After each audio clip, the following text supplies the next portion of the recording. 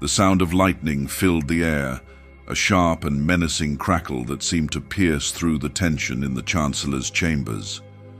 Mace Windu's lightsaber cast a defiant purple glow as he held his ground against the unrelenting storm of energy from Palpatine. Every muscle in the Jedi Master's body strained under the assault, his expression steeled with the knowledge that the Sith's death was the only way to preserve the Republic. Behind him, Anakin Skywalker hesitated. His breath came in short, ragged bursts as his mind raced through the conflicting emotions gripping his heart. Palpatine's promises rang in his ears, sweet words coated in the bitterness of desperation. Anakin's fear of losing Padmé, the woman he could not live without, consumed him.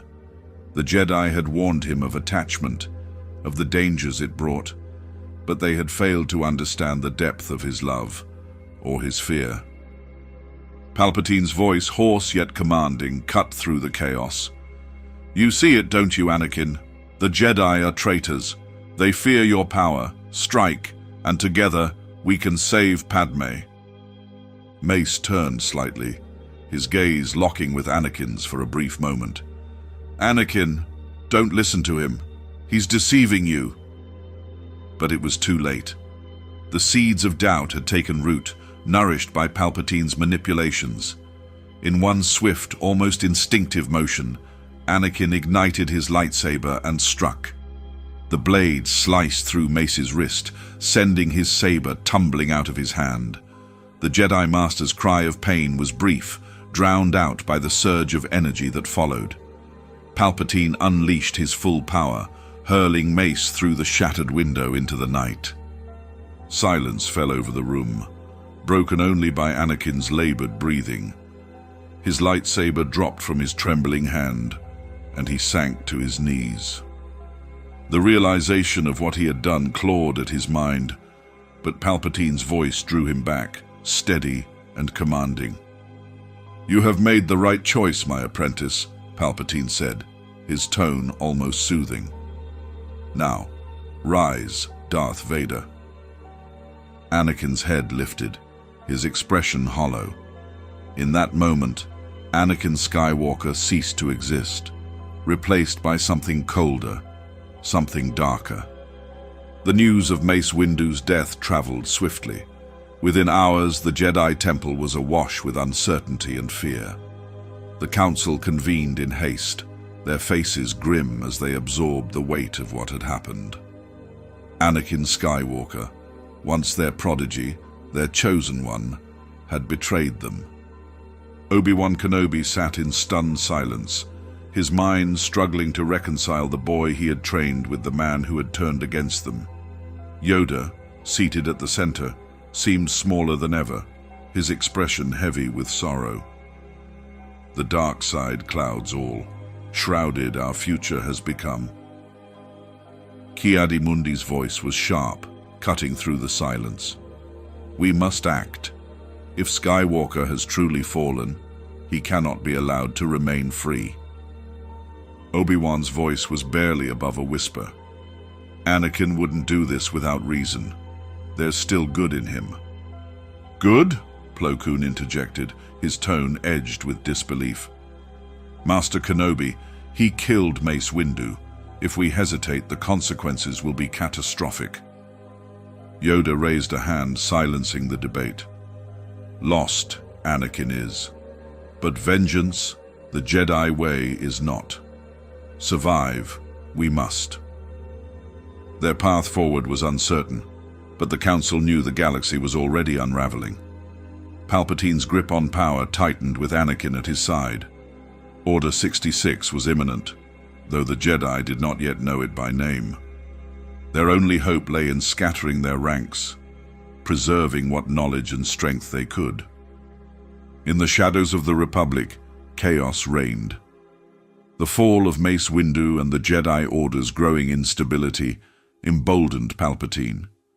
His apprentice, now clad in darkness, led the 501st Legion in an assault on the Jedi Temple. Anakin's descent was brutal, his blade striking down those he once called allies. Meanwhile, the Republic transformed into the Empire, its citizens unaware of the Sith's machinations. The Separatists, still waging war, found themselves outmaneuvered as Palpatine played both sides to cement his rule.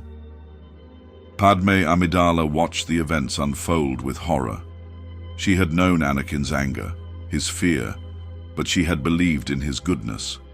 Now, she saw a galaxy crumbling under the weight of his choices. The man she loved had become a weapon of tyranny, and she resolved to fight against it, no matter the cost. The galaxy stood on the brink, its fate tied to the blade that chose, and the man who wielded it.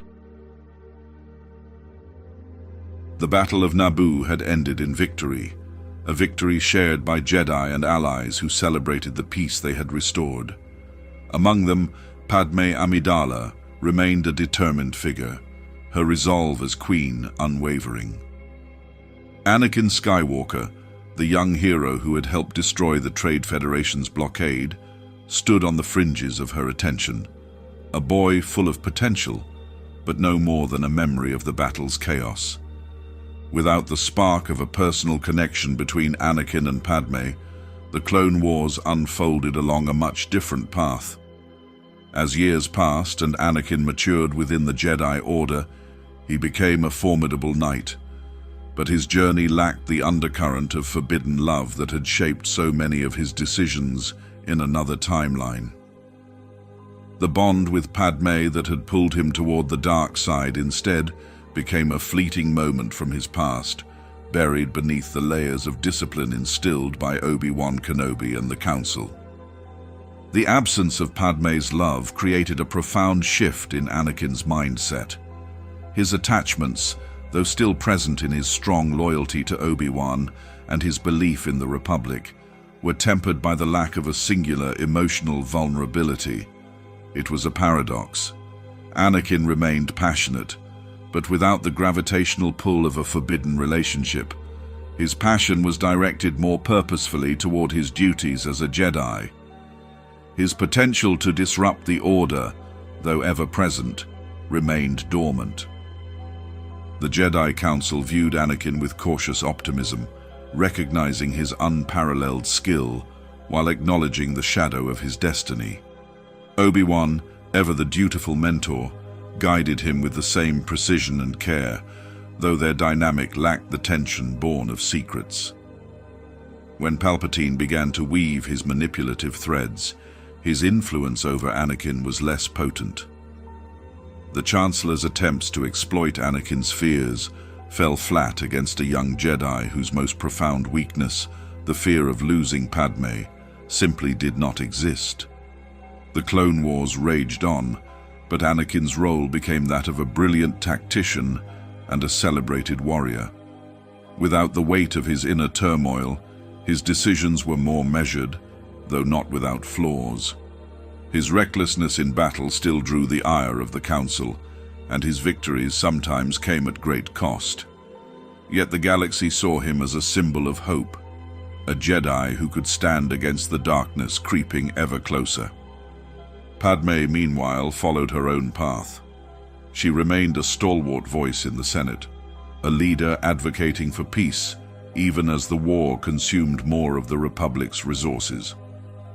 Her relationship with Anakin remained distant, limited to formal encounters in the political arena. There was admiration, perhaps even friendship, but nothing more. In her stead, it was Obi-Wan and the Council who became the primary anchors in Anakin's life, shaping him into a man who fought for the ideals of the Jedi Order. Yet, beneath the surface, the Force stirred restlessly. Anakin's destiny as the Chosen One could not be so easily avoided.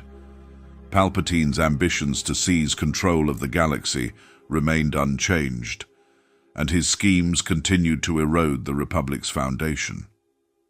The Jedi Order, for all its efforts to guide Anakin, remained blind to the Sith Lord's presence within their midst. While the absence of forbidden love shielded Anakin from one path to the dark side, it did not erase the potential for corruption entirely. In this timeline, the Jedi Order stood on fragile ground, its survival dependent on whether Anakin's choices could overcome the forces conspiring against him. And though Padmé was absent from his heart, the shadow of the dark side still loomed, waiting for its moment. The Clone Wars raged across the galaxy, and Obi-Wan Kenobi was hailed as one of the Republic's most trusted generals. His calm demeanor, unshakable loyalty, and tactical brilliance made him a symbol of the Jedi Order's strength. Yet even the strongest lights can cast long shadows, and Obi-Wan's was no exception. Unbeknownst to the Jedi, Palpatine's web of influence extended far beyond Anakin Skywalker. Quietly, patiently, he set his sights on a new prize, Obi-Wan Kenobi. The shift began subtly. In strategy sessions between the Jedi and the Senate, Palpatine often praised Obi-Wan's diplomacy and leadership. A shining example of what the Jedi Order should aspire to, he would say, planting the seeds of pride in Obi-Wan's heart. Obi-Wan, ever humble, dismissed the comments as flattery, but over time the Chancellor's words began to resonate. Palpatine framed the Jedi Council's rigidity as a hindrance to true justice, subtly questioning their methods, while extolling Obi-Wan's unique approach. When the war brought Obi-Wan to Coruscant for extended stays, Palpatine seized the opportunity to strengthen his hold. He invited Obi-Wan to private discussions, ostensibly to consult on the Republic's defense strategies. These conversations began innocently enough, centered on tactics and politics. But Palpatine, master of manipulation, gradually shifted their focus. He spoke of the burdens of leadership, of the moral compromises necessary to end the war. He painted the Jedi Council as an organization bound by outdated dogma, incapable of adapting to the galaxy's needs. Through it all, he presented himself as a confidant, someone who understood Obi-Wan's struggles in ways the Council never could. Obi-Wan's doubts grew in the quiet moments between battles. He questioned the Council's decisions, their insistence on restraint while the galaxy burned. Palpatine's words offered a seductive clarity. Peace required control, and control sometimes demanded difficult choices. Obi-Wan convinced himself that his growing frustrations were rooted in the Jedi's failure to act decisively, not in the dark whispers of the Chancellor. The tipping point came during a mission to a distant Outer Rim planet. Obi-Wan and his clone battalion were ambushed, outnumbered and cut off from reinforcements. In the chaos, Palpatine's voice reached him through a secure channel. "You must do what is necessary, my friend," the Chancellor urged. "The Jedi may not approve, but the Republic's survival depends on your strength." Desperate to save his men, Obi-Wan employed tactics the Jedi Code would have condemned, sacrificing hostages and leveraging fear to secure victory. Though the mission succeeded, the cost weighed heavily on him. Palpatine, ever watchful, offered solace and justification. As Obi-Wan drifted closer to the dark side, the ripple effects were profound. Anakin, once guided by Obi-Wan's steadfast example, sensed his master's growing turmoil. The bond between them strained under the weight of unspoken doubts. Anakin's own struggles with the Jedi Order deepened as he watched Obi-Wan, his moral anchor, falter. Meanwhile, the Council grew increasingly concerned with Obi-Wan's actions, though they lacked proof of his inner conflict. Yoda, in particular, felt the disturbance but could not pinpoint its source. The galaxy shifted as the war escalated. Palpatine's influence over Obi-Wan transformed him from a beacon of hope into a shadowed figure, still outwardly loyal to the Jedi, but increasingly aligned with the Chancellor's vision. The stage was set for a confrontation not between Master and Apprentice, but between the Jedi's brightest light and its deepest darkness. As the Clone Wars reached their peak, Obi-Wan Kenobi's path veered closer to that of a Sith heir, a pawn in Palpatine's grand design to reshape the galaxy. The Jedi Temple buzzed with unease. The discovery of an inhibitor chip embedded in the brain of a fallen clone trooper had changed everything. What began as a faint suspicion, after the troubling words of a clone named Fives, had now unraveled into a revelation that shook the foundation of the Republic's trust in its military. The Jedi had stumbled upon Palpatine's most sinister plan before it could be enacted. Order 66, the catastrophic command designed to destroy the Jedi, was laid bare. Acting swiftly, the Jedi Council ordered a covert investigation. Master Shak Ti, stationed on Kamino, spearheaded the effort to uncover the chip's purpose. In secret, Jedi healers worked alongside trusted scientists to safely remove the devices from key clones, starting with commanders like Rex and Cody. As the truth spread among the clone ranks, confusion gave way to anger. These soldiers, bred to be loyal to the Republic, realized they had been pawns in a far darker scheme. Palpatine, for all his cunning, had not anticipated this development. His plan to simultaneously wipe out the Jedi and solidify his control over the galaxy now faced a critical setback. The Sith Lord's calm demeanor in the Senate concealed the storm brewing behind the scenes. His influence over the Republic's machinery remained strong, but the Jedi's discovery forced him to accelerate his plans in ways that risked exposure. As the Jedi dismantled the chips, they faced an entirely new challenge. What to do with this knowledge? To act openly against Palpatine would mean declaring war on the Senate itself, an act that could shatter the fragile unity of the Republic. The Council debated fiercely. Mace Windu, ever pragmatic, argued for immediate action to arrest the Chancellor. Yoda urged caution, fearing the political and military fallout of a misstep. Ultimately, the Jedi chose a middle path, opting to quietly gather allies and build their case against Palpatine while keeping the clones' loyalty intact. The removal of the inhibitor chips led to a wave of unrest within the Republic's armies. Freed from the artificial restraints on their minds, many clones began questioning their role in the war. Some doubted the Jedi's leadership, while others turned their scrutiny toward the politicians steering the conflict. This division spread to the Senate, where cracks in Palpatine's control began to form. Senators like Bail Organa and Mon Mothma, previously hesitant to oppose the Chancellor directly, seized on the Jedi's revelations to demand greater transparency. The war itself descended into chaos. Without the looming threat of Order 66, the Jedi fought with renewed vigor, but their victories on the battlefield exposed deeper fractures in the Republic's infrastructure. Corruption and inefficiency plagued the Senate, while separatist leaders, emboldened by the Republic's internal strife, launched increasingly desperate offensives. Palpatine worked tirelessly to reassert his dominance. He painted the Jedi as meddlers, accusing them of undermining the Republic's unity. His propaganda machine churned out messages of fear and loyalty, pushing the narrative that only his strong leadership could save the galaxy from ruin. Yet the Jedi's quiet resistance, combined with the clones' growing awareness, made it clear that his grip was slipping. For the galaxy, this reality was a double-edged sword. The Jedi had avoided their annihilation, but the Republic teetered on the brink of collapse.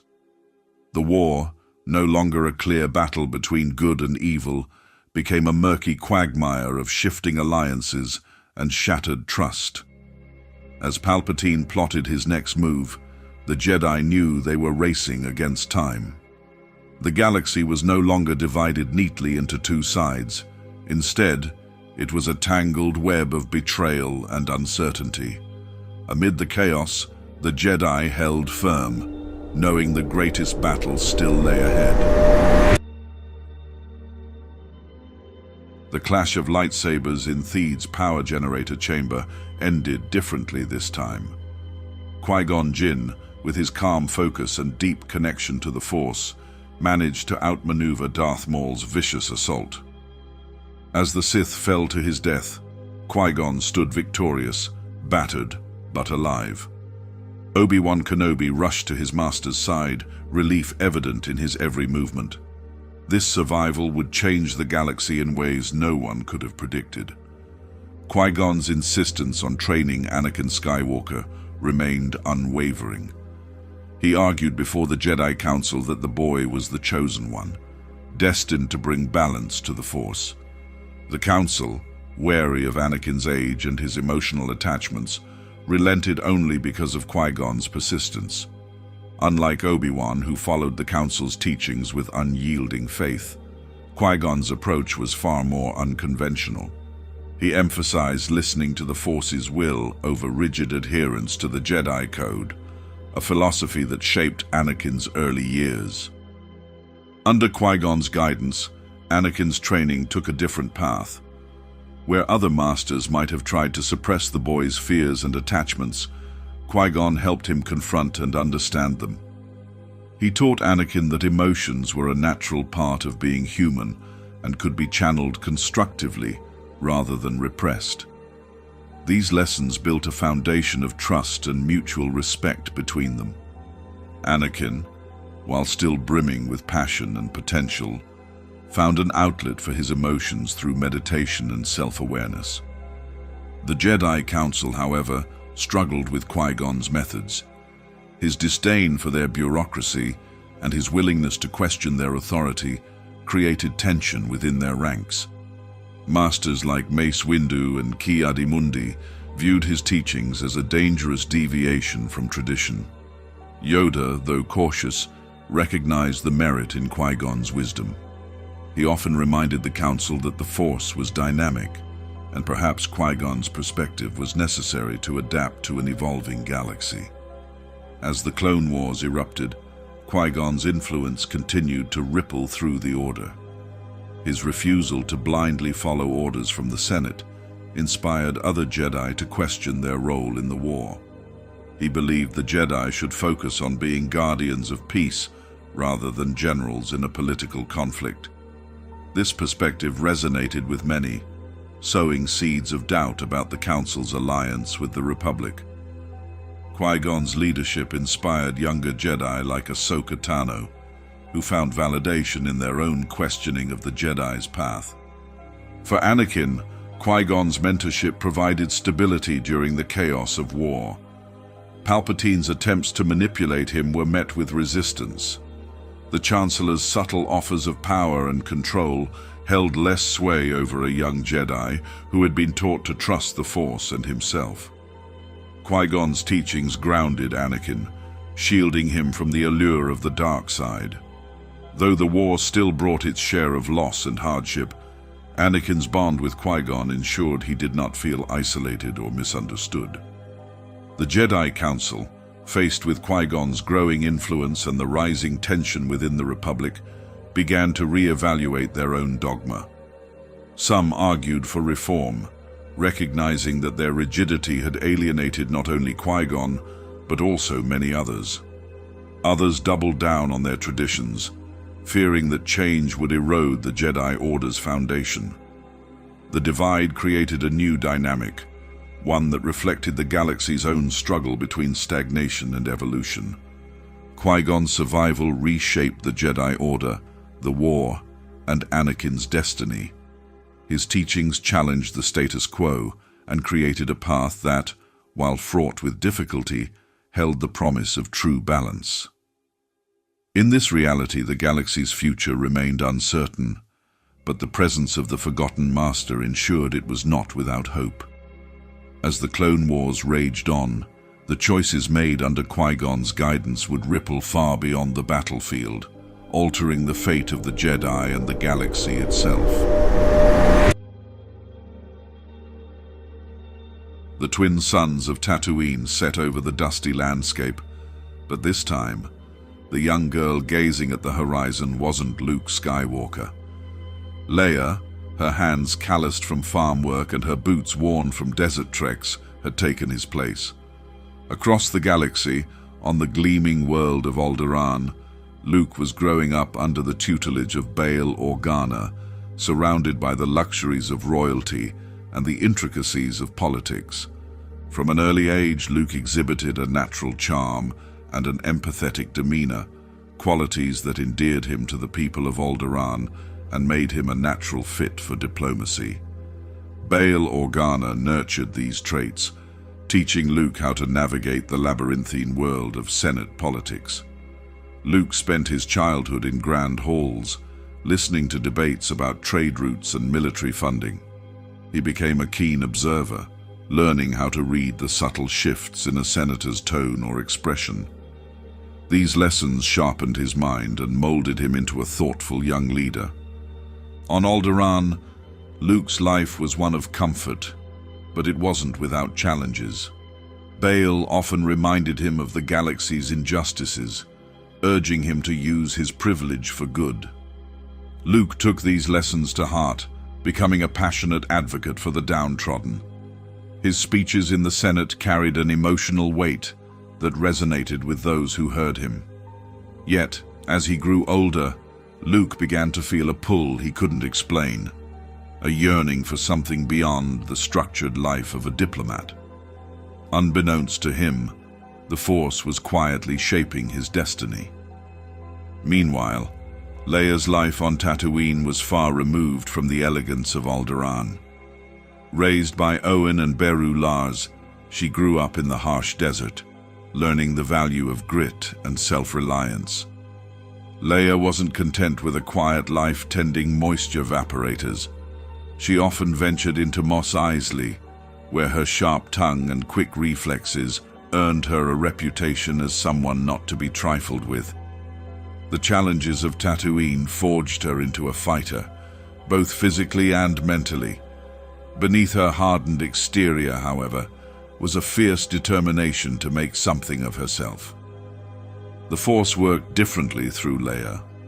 While Luke's connection manifested in his ability to inspire and unify, Leia's gifts lay in her instincts and quick thinking. She had a knack for sensing danger before it struck, a skill that saved her more than once in the chaotic streets of Tatooine. Her path was shaped by survival, but like her brother, she felt a restless energy she couldn't quite place. The siblings' lives finally intersected when the Empire's shadow loomed over both Alderaan and Tatooine. Luke, a rising star in the Senate, began to clash with Imperial policies, drawing unwanted attention.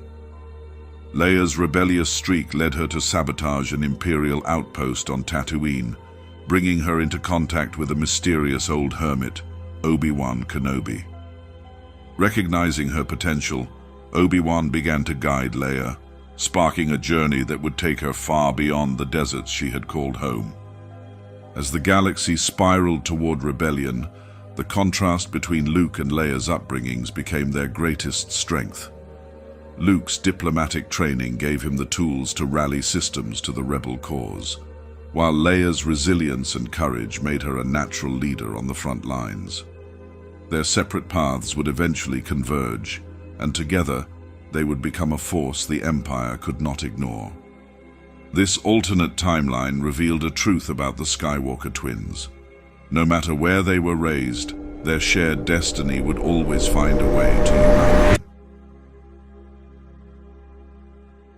The Chancellor's office was eerily silent, save for the faint hum of Anakin Skywalker's lightsaber. Mace Windu stood firm, his blade inches from Palpatine's throat, his voice calm but commanding. "He's too dangerous to be left alive." Palpatine's words slithered through the room, laden with false promises. "Anakin, only I can save Padmé. Only I have the power to cheat death." For a moment, Anakin hesitated, his mind racing with visions of his wife's demise.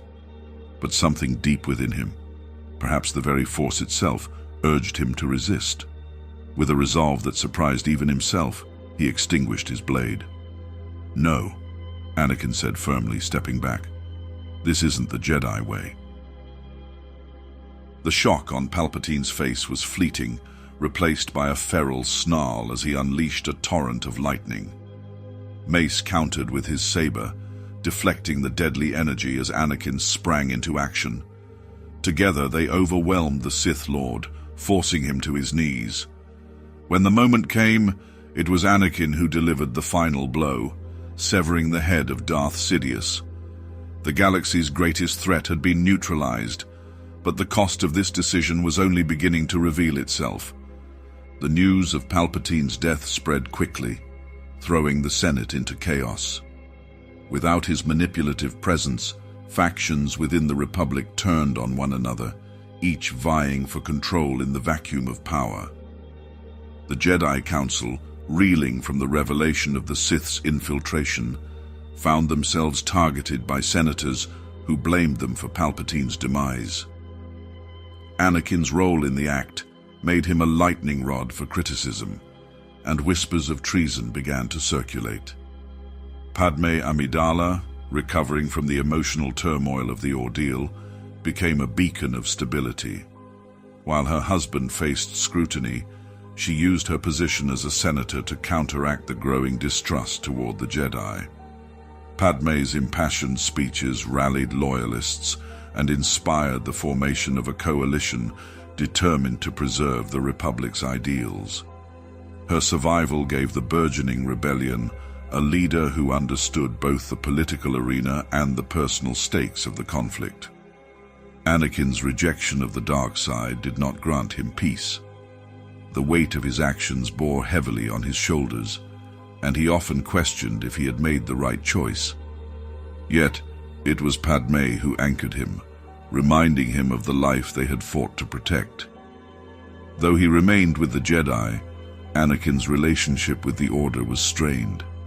The Council's rigid structure clashed with his growing belief that their dogmatic adherence to tradition had left them vulnerable to the Sith.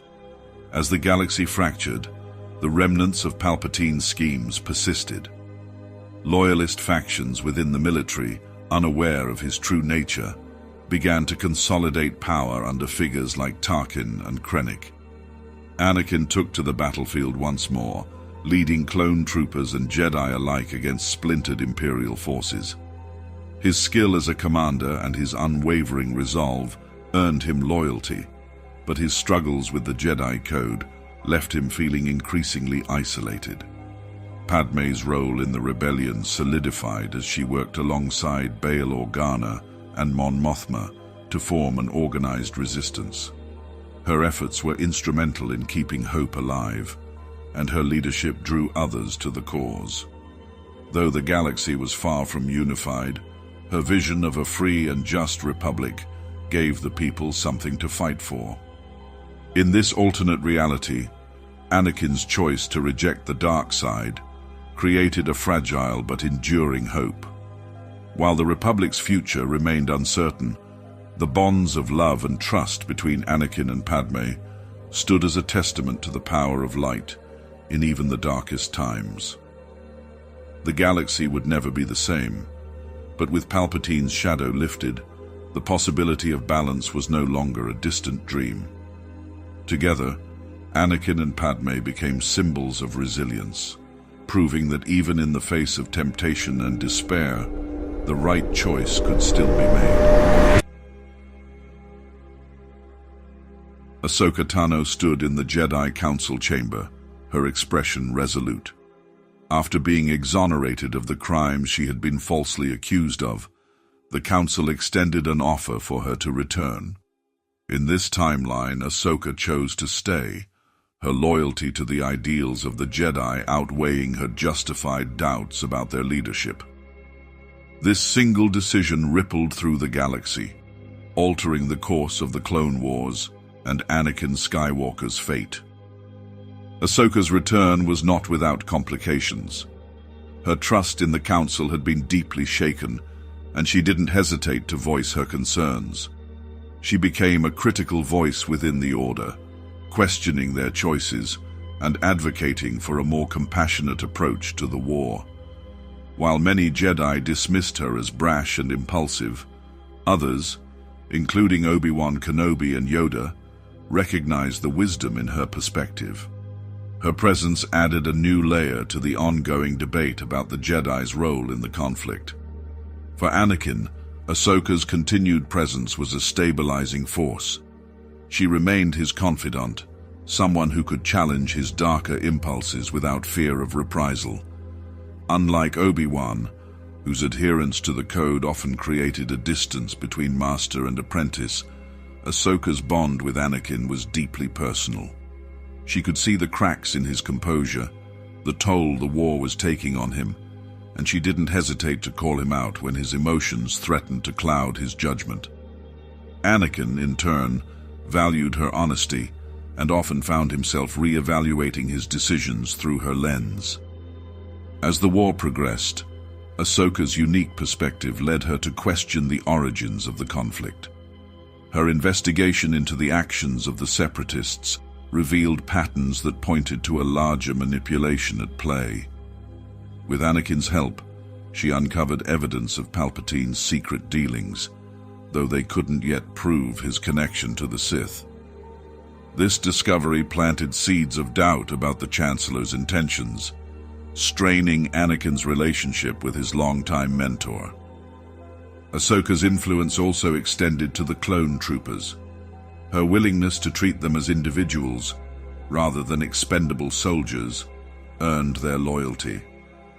Commander Rex, in particular, became a close ally, and together they worked to improve the conditions for clones across the galaxy. It was through Rex that Ahsoka learned of the mysterious inhibitor chips implanted in every clone. Her relentless pursuit of the truth led to the chip's removal from Rex and several other commanders, a decision that would prove pivotal in the final days of the war. When the time came for Palpatine to enact Order 66, his plans unraveled.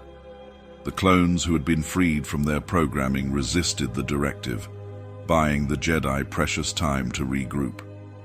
Ahsoka's efforts to expose the conspiracy emboldened others within the Order to question their leadership's decisions.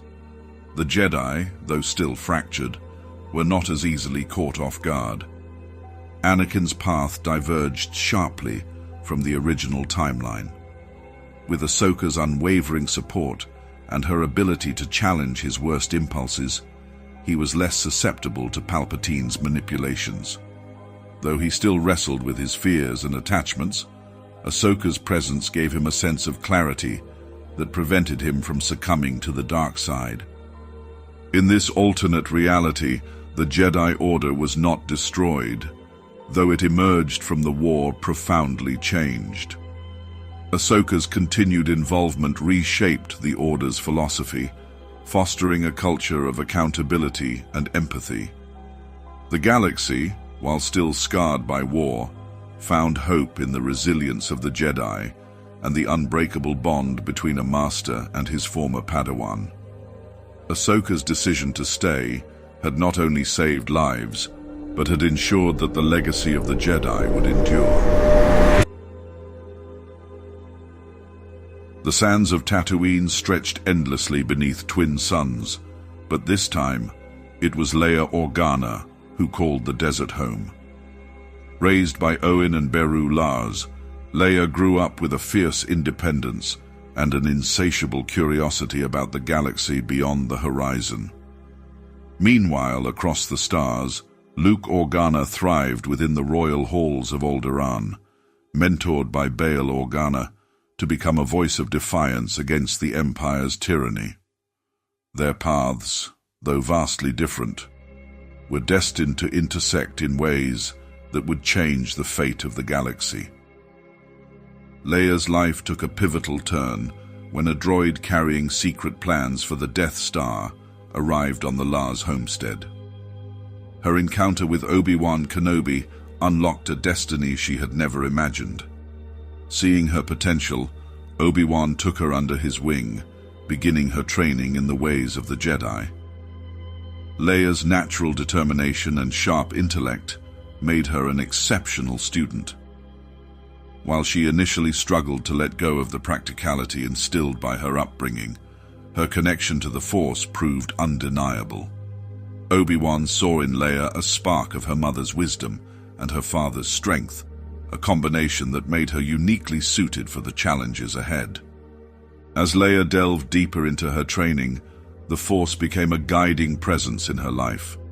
She learned to wield a lightsaber with precision and to trust her instincts in ways she never had before. Her journey wasn't without its trials. Visions of a dark, armored figure haunted her dreams, and the weight of the Jedi legacy often felt overwhelming.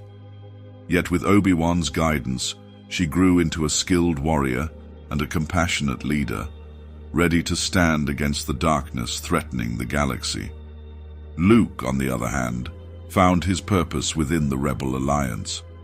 His upbringing on Alderaan instilled in him a deep sense of justice and an unwavering belief in the power of collective action. Under Bail Organa's mentorship, Luke became a charismatic leader, rallying others to the cause with his heartfelt speeches and strategic brilliance.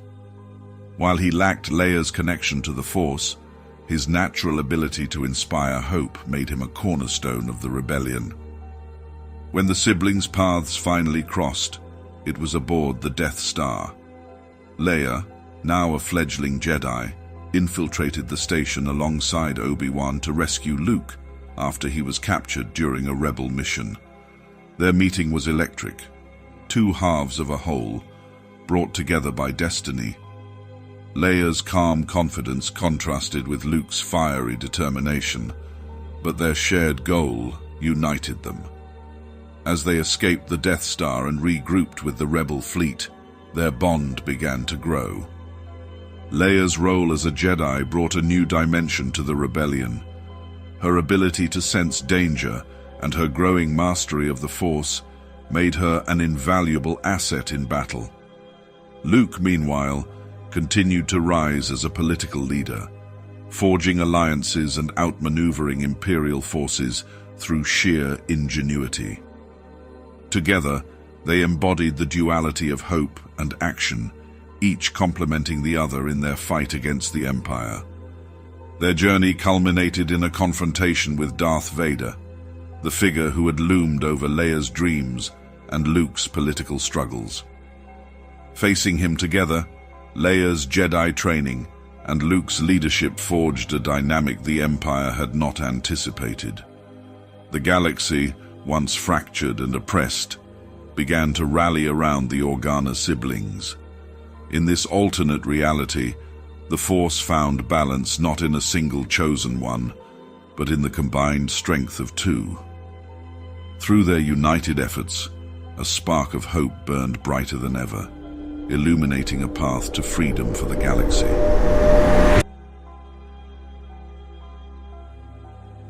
The duel in Theed's power generator chamber reached its tragic climax as Obi-Wan Kenobi, driven by fury over his master's injury, charged Darth Maul.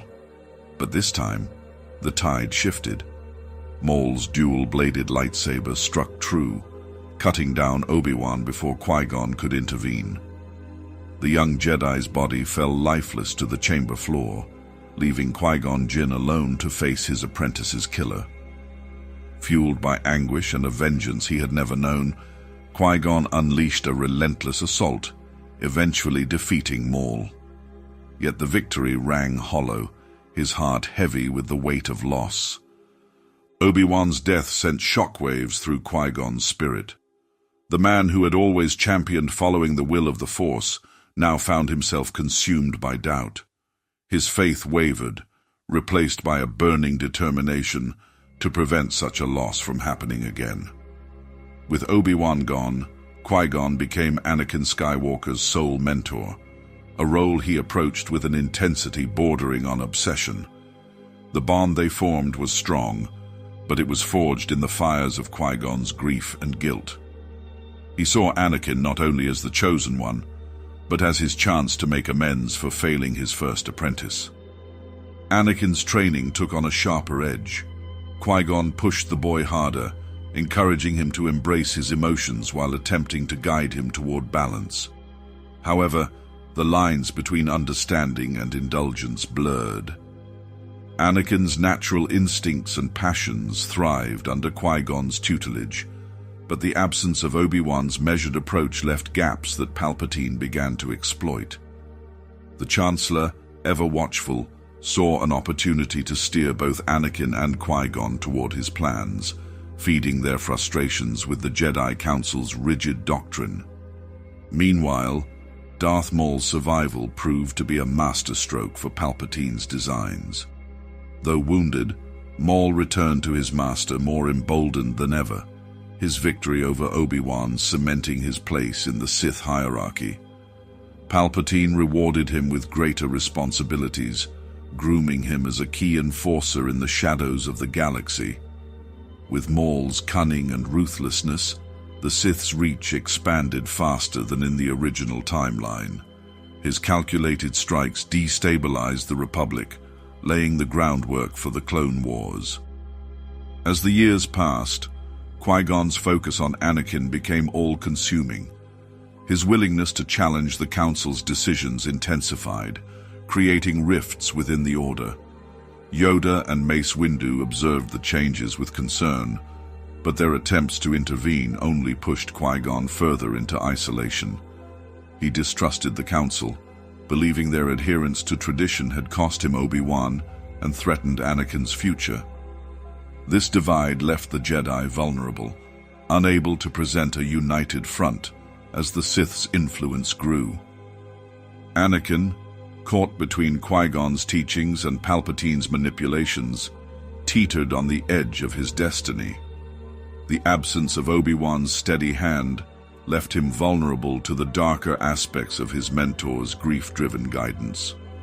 As the galaxy descended into chaos, Anakin found himself questioning not just his place within the Jedi, but the very purpose of their order. Maul's rise continued unabated. He became a symbol of fear across the galaxy, his presence a stark reminder of the Sith's growing power. His clashes with the Jedi left a trail of destruction, further eroding the Republic's stability.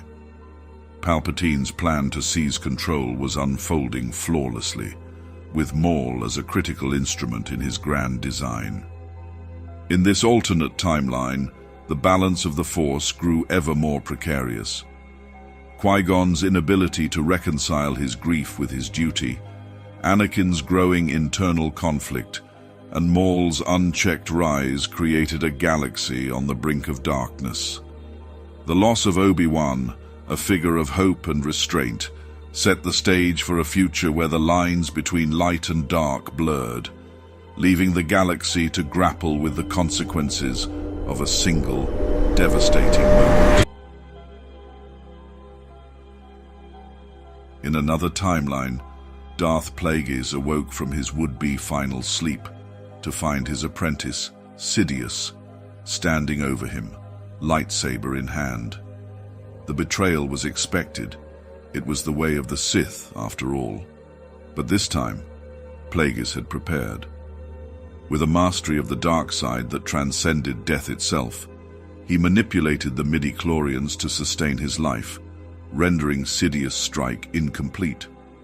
Palpatine's shock was brief, replaced by calculated resolve as he realized his master still lived. Yet this survival would fundamentally alter the Sith's path and the galaxy itself. Plagueis, now fully aware of his apprentice's ambitions, chose not to confront Sidious directly. Instead, he allowed his apprentice to believe he had succeeded, retreating into the shadows to observe and influence from afar. Plagueis understood that the true strength of the Sith lay not in open power grabs, but in the manipulation of systems and people over decades. His survival reframed the dynamic of the rule of two, creating a Sith Lord who operated in the shadows, even as his apprentice played the public game. For Sidious, the illusion of freedom became a double-edged sword. With Plagueis alive, the ultimate prize of sole control over the Sith legacy remained out of reach. While he continued to execute his plan to rise as Emperor, he now did so under the watchful eye of a master who had already foreseen his moves. Plagueis allowed the Clone Wars to unfold, but subtly altered events to ensure his apprentice did not gain unchecked power. The war became a more complex and prolonged conflict, with unexpected factions and betrayals orchestrated by Plagueis to keep Sidious in check. The Jedi Order, though still blindsided by the Sith's machinations, began to sense a deeper disturbance in the Force. Yoda and Mace Windu, in particular, grew increasingly wary as events unfolded in ways that defied prediction. The Sith's plan, while still devastating, became less focused, more fragmented, as Plagueis inserted his own designs into the chaos. The Jedi, though weakened, found moments of clarity that allowed them to regroup and resist more effectively. Plagueis' survival also impacted Anakin Skywalker. Where Sidious once had free rein to manipulate the young Jedi, the presence of his master added layers to the seduction. Plagueis, intrigued by Anakin's potential, chose to engage him directly. Unlike Sidious' crude appeals to power and fear, Plagueis approached Anakin as a scholar of the Force, offering knowledge and understanding that the Jedi had long denied. Anakin, already torn between loyalty and ambition, found himself caught between the two Sith Lords, each vying for his allegiance in subtle and conflicting ways. As the war escalated, Plagueis' influence became more pronounced. He began experimenting with his long-held obsession, the manipulation of life itself. Secret facilities across the galaxy became breeding grounds for Force-sensitive experiments, creating new possibilities for the Sith's domination. These efforts alarmed even Sidious, who began to see his master's vision as a threat to his own ambitions. The rule of two began to splinter under the weight of their rivalry. In this timeline, the Sith's survival no longer hinged on a single master-apprentice lineage, but became a sprawling, insidious network of influence and power. Plagueis' survival ensured that the dark side's legacy evolved into something far more enduring and pervasive. The Jedi, though battered, stood against this growing tide with a renewed sense of purpose, knowing that their adversary was no longer a singular entity, but a multifaceted force that threatened to consume the galaxy. Plagueis' survival had not just reshaped the Sith, it had redefined the struggle for balance in the Force. When the smoke cleared from the ruins of the Jedi Temple, Yoda stood among the ashes, the weight of failure pressing heavily on his shoulders. But instead of retreating to Dagobah to reflect on his mistakes, the ancient Jedi Master made a different choice.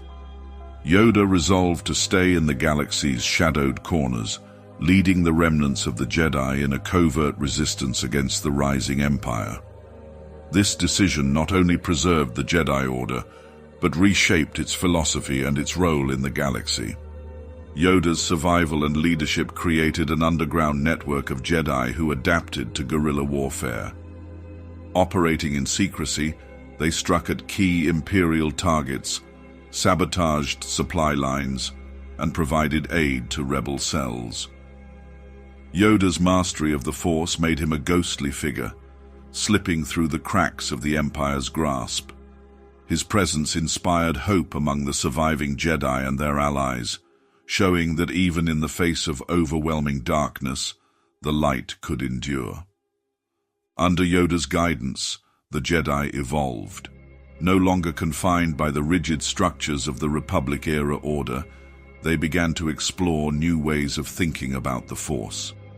Yoda himself led this transformation, recognizing that the dogmatic approach of the old order had contributed to their downfall. He encouraged the Jedi to embrace flexibility, to see the Force not as a tool to be wielded, but as a living, dynamic presence that demanded humility and understanding. This philosophical shift also changed how the Jedi interacted with others.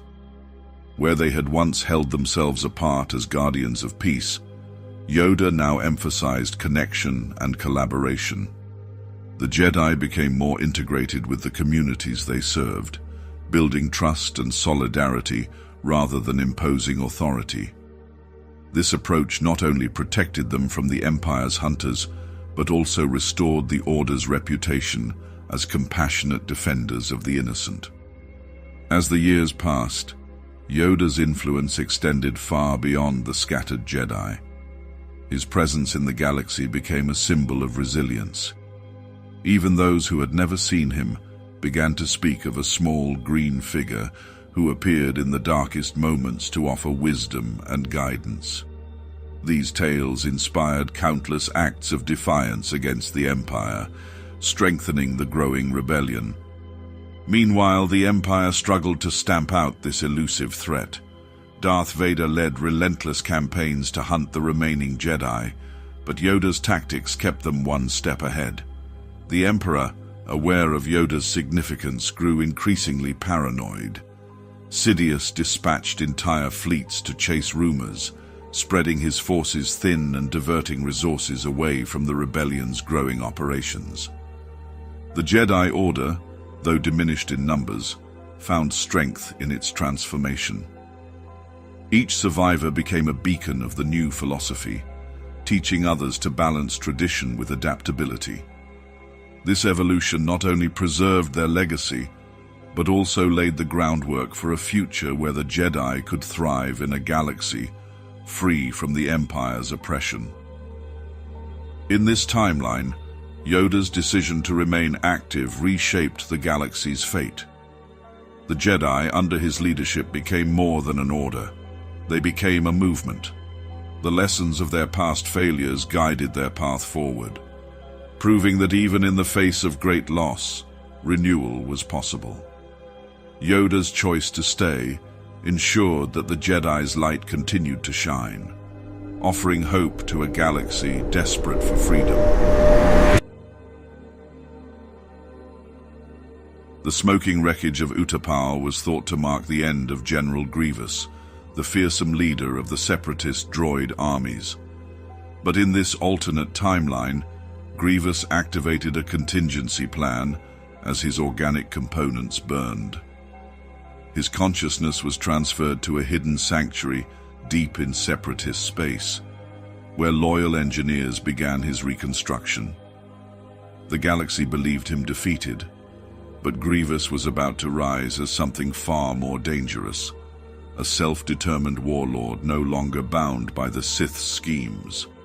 Freed from the constraints of Palpatine's manipulation, Grievous used his survival to chart a new course. His hatred for both the Jedi and the Sith, whom he now saw as equally culpable in the galaxy's endless conflict, fueled his ambition. Grievous turned his mechanical genius toward developing advanced technologies that could counter Force users. He refined his cybernetic body, incorporating cortosis plating to resist lightsaber strikes and enhancing his reflexes to near superhuman levels. His skeletal frame became sleeker, more efficient, and nearly indestructible. Each modification made him a more formidable combatant and a symbol of technological superiority over the organic galaxy. Grievous' return to the galactic stage came with brutal precision. He struck Imperial outposts and Jedi hideouts alike, his forces a combination of reprogrammed separatist droids and new models he had personally designed. His droids were no longer mere cannon fodder, but highly specialized units capable of outmatching even elite Imperial troops. Grievous also employed mercenaries and disenfranchised soldiers, turning his growing army into a diverse and adaptable force. The galaxy soon realized that Grievous was not interested in ruling through ideology. Instead, he sought domination through efficiency and fear. He targeted critical trade routes, weapon depots, and shipyards, crippling the Empire's supply lines and undermining rebel efforts to unify. Grievous' raids were swift and devastating, leaving little trace of his movements.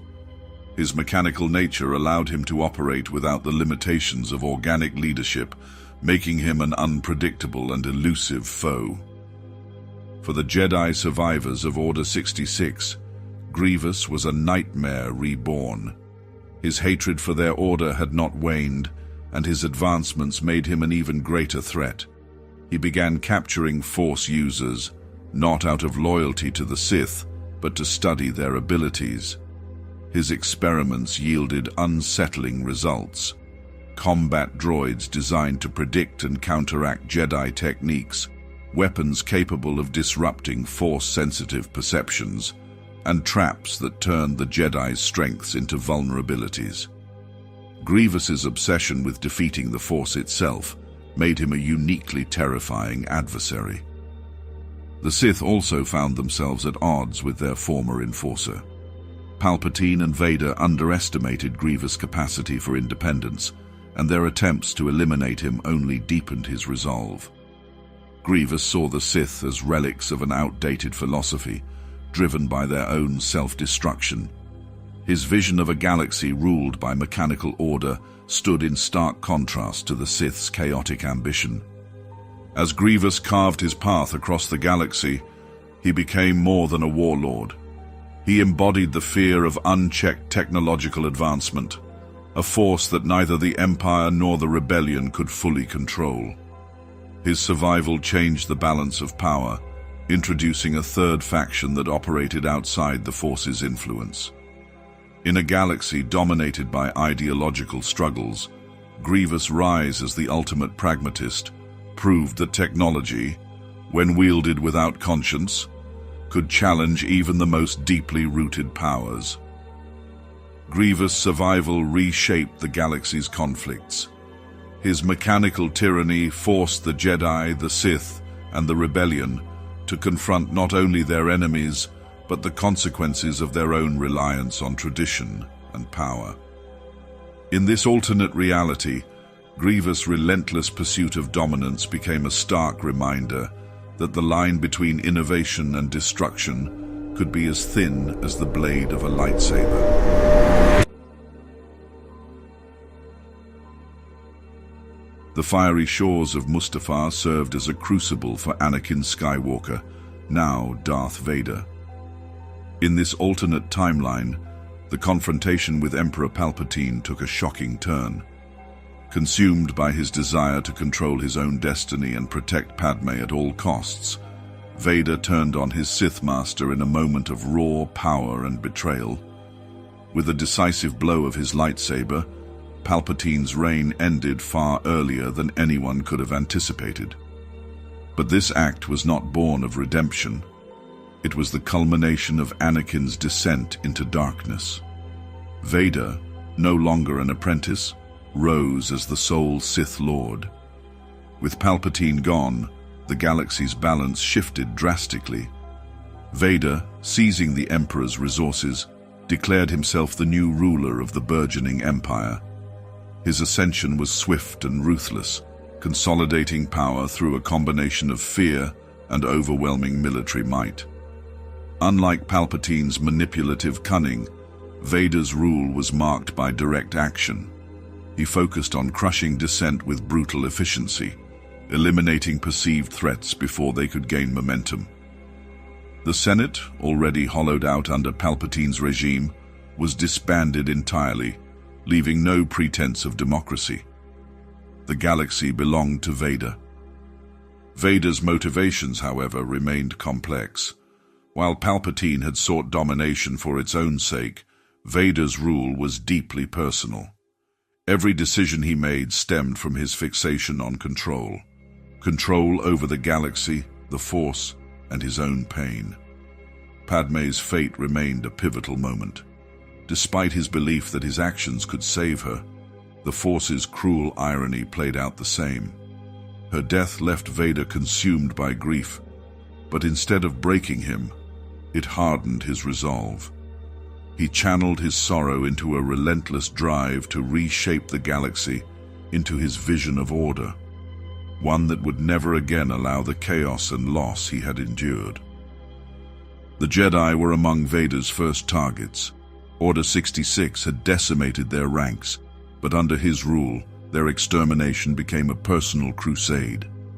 Vader personally led hunts for the surviving Jedi, his mastery of the dark side making him nearly unstoppable. The Sith's rule of two was discarded. Vader saw no need for an apprentice to challenge him. Instead, he created the Imperial Knights, an elite force of dark side adepts loyal only to him. They became his enforcers, spreading fear across the galaxy. Despite his overwhelming power, Vader's empire faced resistance. Rebel cells formed, spurred on by stories of the Jedi and the hope that darkness could not last forever. These small pockets of defiance were met with overwhelming force, but their persistence exposed the cracks in Vader's rule. His obsession with eliminating rebellion often blinded him to the broader complexities of governance, leaving the galaxy's infrastructure to deteriorate under his oppressive hand. Vader's relationship with the Force also evolved in unexpected ways. Without Palpatine's guidance, his exploration of the dark side became more introspective. He delved into ancient Sith knowledge, seeking answers to the questions that haunted him. Could the dead truly be brought back? Was there a way to undo the past? These pursuits, while expanding his power, isolated him further. The galaxy he ruled was vast, but his solitude grew even greater. This Vader-dominated galaxy was one of unrelenting oppression. While Palpatine's empire relied on manipulation and bureaucracy, Vader's was a regime of terror and military might.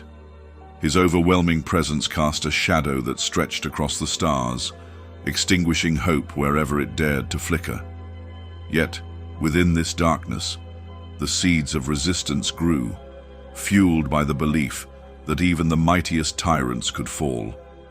In this reality, Vader had achieved the control he always craved, but it came at the cost of everything else. His eternal shadow ruled the galaxy, but within him, the remnants of Anakin Skywalker remained, a faint echo of the man he once was. The Clone Wars were a carefully orchestrated symphony of chaos, each note played to perfection by Darth Sidious. But what if the Sith Lord's machinations were abruptly cut short? Imagine a galaxy thrown into disarray as Chancellor Palpatine met an untimely demise, whether through an assassin's blade, a Jedi's strike, or unforeseen circumstances. Without his shadowy influence steering the galaxy's fate, both the Republic and Separatists faced an uncertain future, plunging the galaxy into chaos. Palpatine's death sent shockwaves through the Republic. Publicly, the loss of their leader during a time of galactic war devastated morale. The Senate, already fractured by infighting and corruption, found itself leaderless. Rival factions immediately clashed over the question of succession. The Loyalist Committee, led by Bail Organa and Mon Mothma, argued for the swift election of a new Chancellor to restore order.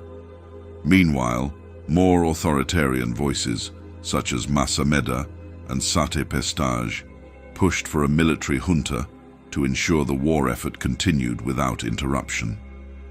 As the Republic floundered, Supreme Commander of the Grand Army, Mace Windu, took a pragmatic approach. Recognizing the Republic's vulnerability, he worked to rally the Jedi Order to maintain stability. But without Palpatine's schemes to frame them as traitors, the Jedi were thrust into a more overt political role. While some senators supported their efforts to guide the Republic, others accused the Jedi of overreach, sowing further discord. On the battlefield, the clone army struggled without clear directives. The Kaminoan biochips designed to trigger Order 66 were now useless without Sidious command, leaving the clones as pawns in a leaderless war. Without the Sith's master plan to consolidate power, the clones' loyalty to the Republic clashed with the growing disillusionment among their ranks. Some battalions broke away, forming independent factions that sought to carve out their own destiny amid the chaos. The Separatists, too, were thrown into turmoil. Count Dooku, already a Sith pawn, found himself without a master. Without Sidious guidance, his grand vision for the galaxy unraveled.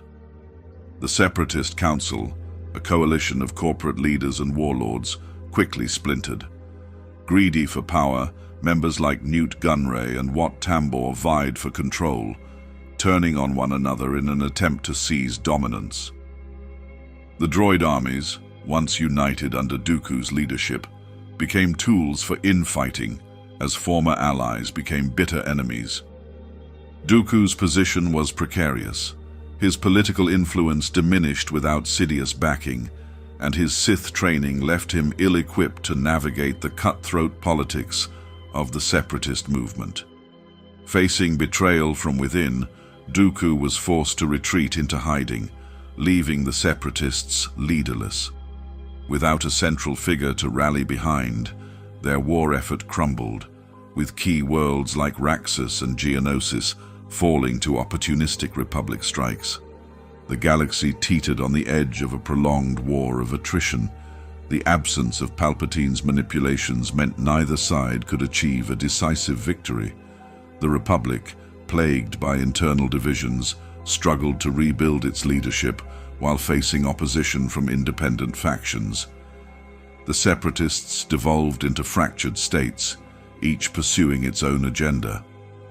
Meanwhile, opportunistic crime syndicates, pirate fleets, and neutral systems exploited the chaos, carving out their own territories in the power vacuum.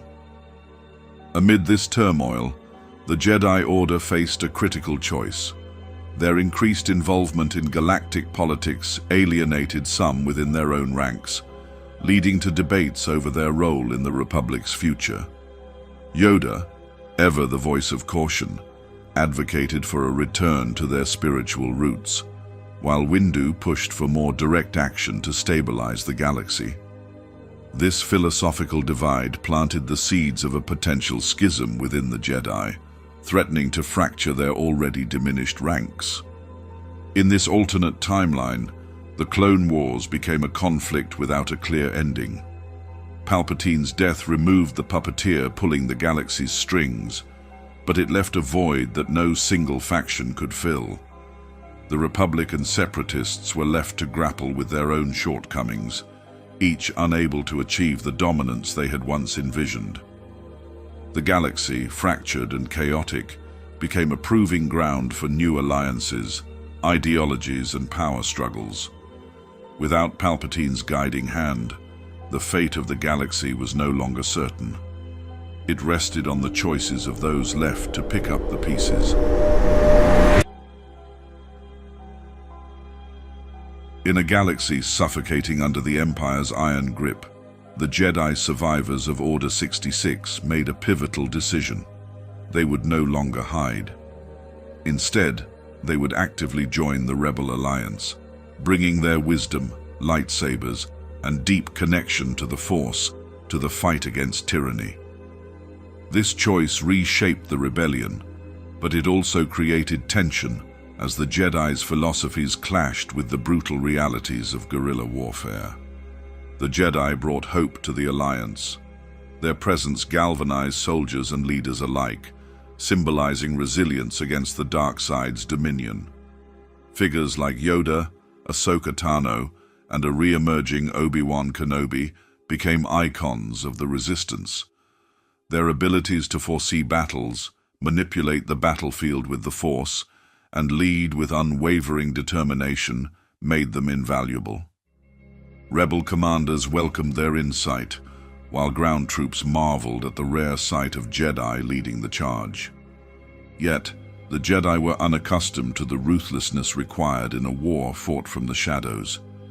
Guerrilla warfare demanded subterfuge, sabotage, and collateral damage, concepts that directly contradicted the Jedi Code. Missions targeting Imperial supply chains often endangered civilians, raising heated debates between the rebel leaders and their Jedi allies. Mon Mothma, a staunch advocate for the rebellion's morality, struggled to mediate between the pragmatic demands of war and the Jedi's insistence on preserving life wherever possible. The Jedi themselves faced internal conflicts. Kanan Jarrus and Ahsoka, shaped by years of surviving the Empire's relentless hunts, argued for adaptability. They believed the Jedi must evolve, embracing unconventional methods to counter the Empire's overwhelming might. Yoda and Obi-Wan, however, maintained that straying too far from the Jedi Code risked falling into the same darkness they sought to eradicate. This philosophical divide mirrored the rebellion's broader struggle between idealism and practicality. Despite the friction, the Jedi's influence shifted the tide of the war. Their presence inspired new recruits and bolstered the rebellion's credibility. Sabotage missions became more precise, minimizing civilian casualties through the Jedi's strategic foresight. However, the Empire was quick to respond. Palpatine dispatched inquisitors and legions of stormtroopers to hunt the Jedi down, escalating the conflict. The Sith viewed the Jedi's involvement as a direct challenge to their dominion, and Darth Vader himself led missions to eliminate his former comrades. In this timeline, the Jedi's choice to fight changed the rebellion from an underdog resistance to a force capable of standing toe-to-toe with the Empire. Yet, their involvement raised profound questions about the cost of victory and the balance between survival and morality. As they fought to restore peace to the galaxy, the Jedi walked a perilous path, risking their own principles in the pursuit of justice.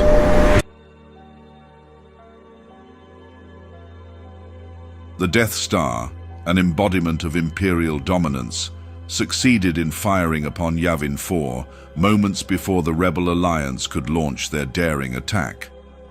With the moon's destruction, the rebellion's leadership, Mon Mothma, General Dodonna, and Princess Leia, was obliterated in an instant.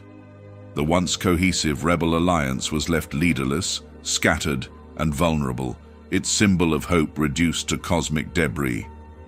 The loss of Yavin 4 marked a turning point in galactic history. Without the rebel leadership, communication between cells broke down.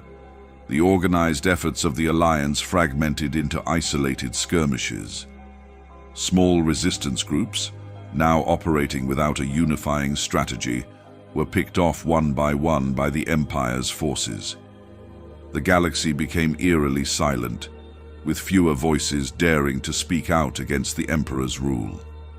For those who survived the destruction, the psychological toll was immense.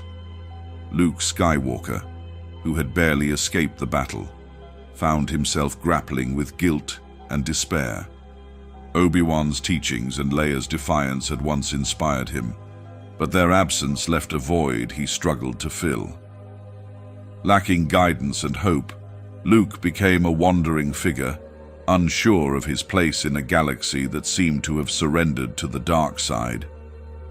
The Empire, emboldened by its decisive victory, tightened its grip across the stars.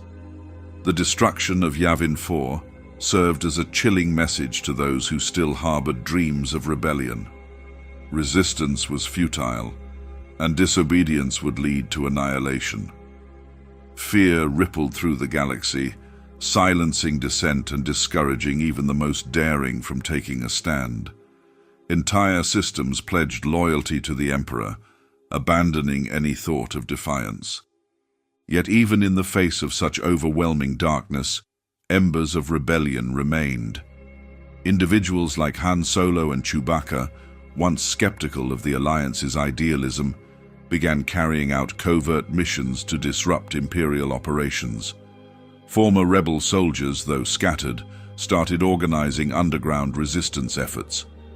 Though the Alliance was shattered, the idea of rebellion could not be so easily extinguished. This timeline portrays a galaxy where hope seemed irreparably lost. The destruction of Yavin 4 left the Empire ascendant and the rebellion in ruins. Yet, the enduring spirit of resistance flickered, reminding the galaxy that even the greatest darkness could not erase the dream of freedom entirely. It would take time, sacrifice, and courage for the seeds of rebellion to grow again. But the vision of a free galaxy lived on in the hearts of a few brave souls.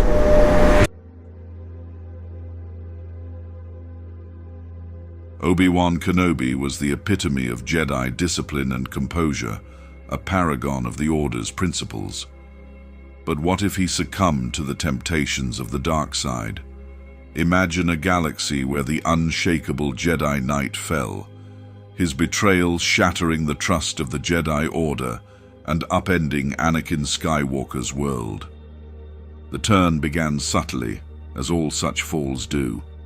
Palpatine, ever the manipulator, saw potential in Obi-Wan's quiet frustrations, his doubts about the Jedi Council's rigidity, and his guilt over Qui-Gon Jinn's death. Sidious approached Obi-Wan not with grand promises of power, but with the suggestion that the Jedi were losing their way, that Obi-Wan alone could restore balance by embracing a broader perspective. At first, Obi-Wan resisted, but the weight of war, loss, and responsibility wore him down. Eventually, the lure of Palpatine's arguments and the promise of clarity in chaos became too much. Obi-Wan's defection sent shockwaves through the Jedi Order. The Council, blindsided by the loss of one of their finest, scrambled to understand what had gone wrong. Yoda and Mace Windu debated whether they had failed their teachings or if Obi-Wan had always harbored hidden doubts. Worse still, Obi-Wan's intimate knowledge of Jedi strategies and secrets made him a dangerous adversary. Every battle the Jedi fought now came with the haunting question: had Obi-Wan anticipated this? The Clone Wars took on an even deadlier edge, as the former Jedi used his insights to devastating effect. For Anakin, the betrayal was personal. Obi-Wan had been more than a mentor. He was a brother, a father figure, and the steady presence that had anchored Anakin's turbulent emotions. The loss of that bond left Anakin teetering between grief and rage. The Council tasked him with hunting down Obi-Wan, believing that Anakin's strength in the Force made him the only Jedi capable of matching his former master. But the mission was a double-edged sword. Every encounter with Obi-Wan forced Anakin to confront the possibility of his own vulnerability to the dark side. Obi-Wan, now Palpatine's apprentice, was given the Sith title Darth Solus, symbolizing his solitary path. Unlike the fiery brutality of Maul or the raw power of Vader, Solus embodied calculated precision. He didn't just strike, he dismantled, targeting the foundations of the Jedi's strength. His mastery of tactics turned the tide of numerous battles, forcing the Jedi and the Republic to fight defensively. The inevitable confrontation between Anakin and Obi-Wan became a legend. On a barren world consumed by ash and fire, the two clashed, lightsabers blazing with fury and sorrow. Anakin's anger boiled over as he demanded answers. How could Obi-Wan, the man who had sworn to uphold justice, abandon everything they stood for? Obi-Wan, calm yet resolute, claimed he had done what was necessary, that the Jedi Order's stagnation had doomed them long before his fall. Their duel wasn't just a battle of blades, but a collision of ideals, each trying to sway the other back to their side. In this timeline, the galaxy was shaped not just by the Sith's plans or the Jedi's resistance, but by the profound fracture caused by Obi-Wan's betrayal. His fall forced the Jedi to re-evaluate their methods and spurred Anakin to grapple with his own destiny in ways that would determine the future of the Force itself. The tragedy of Obi-Wan Kenobi became a tale told for generations, a warning of how even the brightest light could cast the darkest shadow.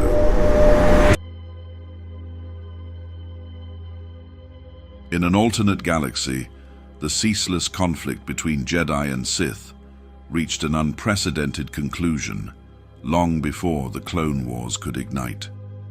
What if, instead of opposing forces locked in perpetual war, the two ideologies found common ground, birthing a new philosophy that embraced both the light and the dark sides of the Force? The emergence of the Grey Order changed the destiny of the galaxy, creating a world where balance was not just an ideal, but a lived reality. The seeds of this transformation were sown in an unlikely alliance. Ancient Jedi scholars and Sith dissidents, weary of the cycle of destruction, began secret dialogues. They debated the true nature of the Force, questioning whether the dichotomy between light and dark was as absolute as their respective orders had taught.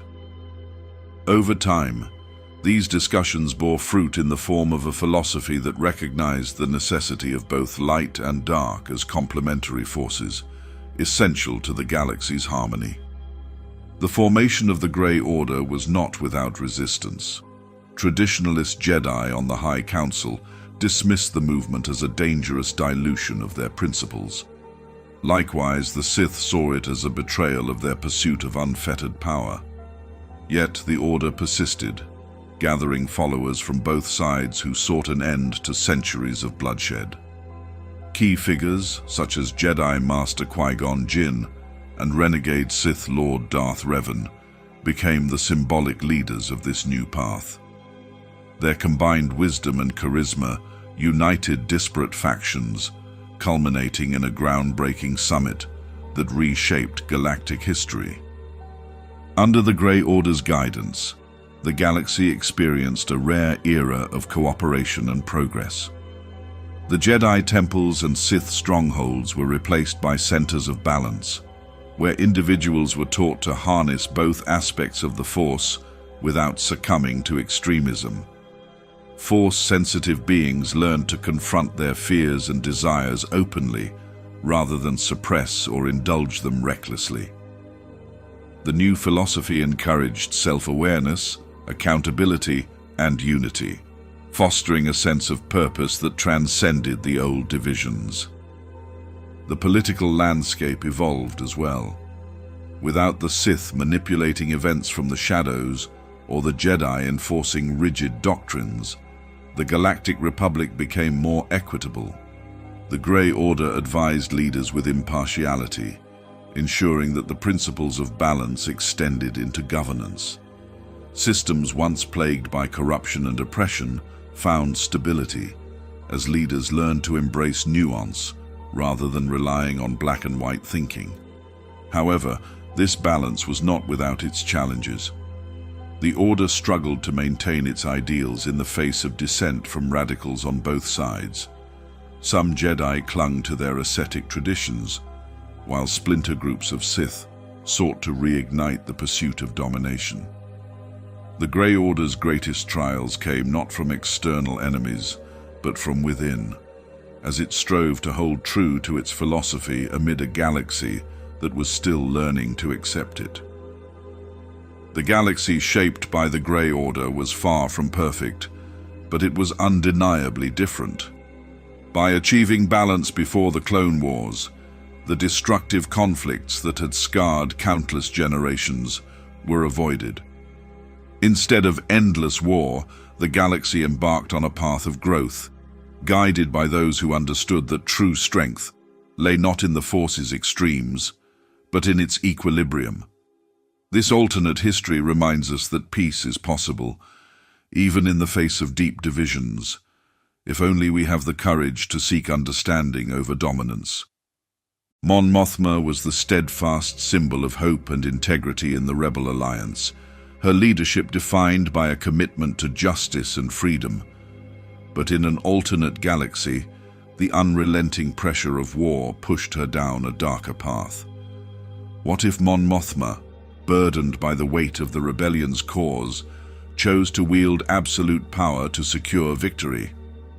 The result was a rebellion that became as oppressive as the empire it sought to overthrow.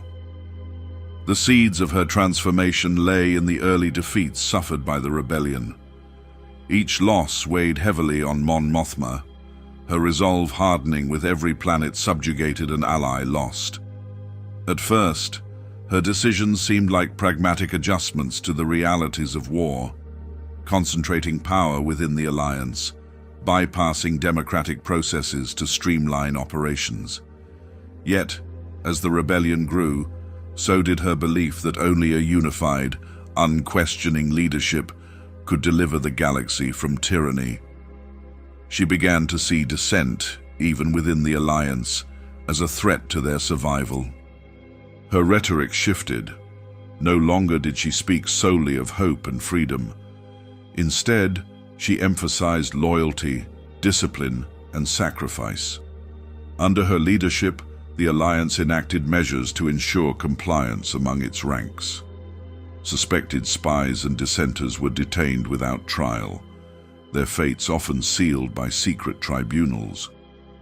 What had once been a diverse coalition of free thinkers became an organization bound by fear and authoritarian control.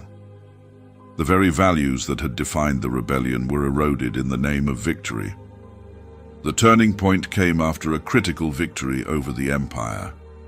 Mon Mothma declared that the rebellion must now consolidate its power to prevent chaos. She refused to step down, arguing that the galaxy was not yet ready for the instability of democracy. Some of her closest allies, including Leia Organa and Admiral Akbar, grew alarmed at her growing authoritarianism. Their attempts to counsel her were met with suspicion and accusations of disloyalty. Tensions within the rebellion reached a breaking point, splintering the once united movement. Meanwhile, the galaxy saw a new kind of leader in Mon Mothma. To many, she was a savior who had delivered them from the Empire's grasp. Her propaganda portrayed her as a visionary, uniting the galaxy under a single banner. Yet, for those who resisted her rule, the line between the Empire and the rebellion blurred. Mon Mothma's forces employed tactics once condemned as imperial atrocities, including planetary blockades, forced conscription, and mass surveillance. Leia Organa and other disillusioned rebels formed a splinter group, vowing to restore the rebellion's original ideals. They found themselves in the ironic position of fighting against their former comrades, launching guerrilla campaigns against Mon Mothma's regime. The galaxy plunged into a new kind of war, one where the lines between hero and villain had been irreparably muddied.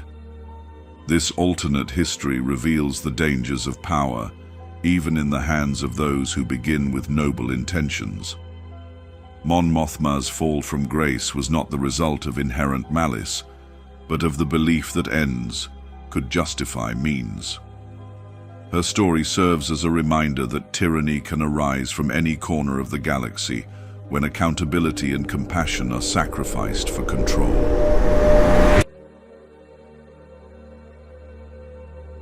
Darth Maul's existence was forged in rage and fueled by hatred. From the moment he was torn from his family and shaped into a weapon by Darth Sidious, his destiny seemed irrevocably tied to the Sith. Yet even shadows can find light. What if Maul, broken and cast aside, sought redemption not for the sake of himself, but to dismantle the very Sith order that created him? The turning point in this alternate timeline begins during his exile on Malachor. Maul's obsession with vengeance against Sidious and Kenobi consumed him until he stumbled upon an ancient Jedi holocron. The teachings contained within spoke of balance, justice, and the futility of unchecked hatred. Initially, Maul dismissed the holocron's messages as naive dogma. But as years of isolation wore on, its words began to resonate. Could his endless cycle of destruction truly bring him the victory he craved? The first sign of Maul's shift came when he encountered a desperate village under siege by pirates. In the past, such suffering would have been beneath his notice or exploited for his gain. This time, however, something within him stirred. Drawing upon both his Sith training and the wisdom of the holocron, Maul dismantled the pirate threat with calculated efficiency, sparing the villagers rather than enslaving them. Though they feared him, their gratitude planted a seed of purpose he had never known. Maul's path toward redemption was not linear. His old instincts often clashed with his emerging morality. The galaxy, after all, had been cruel to him, and its systems of power felt irredeemably corrupt. Yet, his desire to destroy Sidious and the Sith grew more focused. Maul realized that vengeance alone was insufficient. He needed to prevent the Sith from ever rising again. To do so, he would need allies, an unfamiliar and humbling prospect for someone who had always walked alone. Ahsoka Tano became one such ally, though their partnership was fraught with mistrust. When Maul sought her out during the Empire's rise, she hesitated to believe his intentions. It was his actions, not his words, that convinced her. Maul began using his knowledge of the dark side and his cunning strategies to sabotage Imperial operations, targeting key Sith infrastructure. Slowly, Ahsoka saw a man burdened not just by hatred, but by regret. A man who sought to make amends, even as he doubted his own worthiness. The Jedi remnants were far less forgiving. Survivors of Order 66 viewed Maul as a symbol of everything they had lost, and his presence among them ignited bitter divisions. Despite this, Maul persisted, proving his loyalty time and again through decisive action. His insight into Sidious's mind and Sith strategy gave the rebellion critical advantages in their fight against the Empire. He became a weapon of the light, wielded against the darkness he once served. In the end, Maul's redemption was not marked by grand accolades or universal acceptance. His final confrontation with Sidious was a brutal clash of wills, fought not for power, but to break the chain of Sith tyranny. Though he fell in battle, Maul's sacrifice dismantled Sidious's plans and inspired others to carry on the fight. His story became a testament to the idea that even those steeped in shadow could find the strength to step into the light, leaving behind a legacy of redemption in a galaxy desperate for hope.